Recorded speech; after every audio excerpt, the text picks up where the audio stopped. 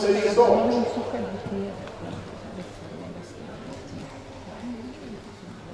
Anna Westman först. Annars om man skulle göra en film om är det ju haft 7 sorger och 8 bedrövelser i form av skador. Vi kan hela historien. Almen Gubbitar kom tillbaka med okul vilja som oerhört beundransvärt att kämpa sig fram trots alla problem. Och nu står hon på ansatsbanan. Anna Westman. Beredd här för första kastet.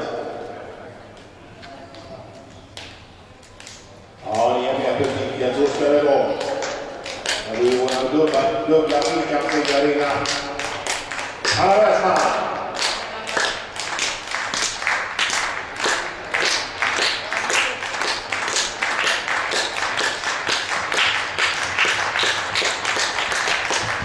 Här får vi spylet, det är bra tryck på den, det är långt direkt, det är långt direkt, det är långt direkt, det är 59 meter i den långa där. Ja, 58 i alla fall, men man måste ju lägga på lite för att göra en bra historia av det hela. Det är kanonöppning Anna Westman.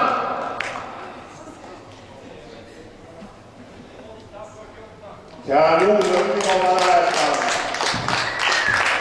Alla hör det ju.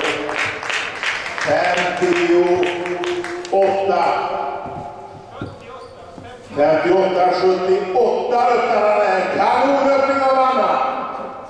58-48. Man måste få lägga på lite grann. Då har vi kammaren näst. Så händer vi.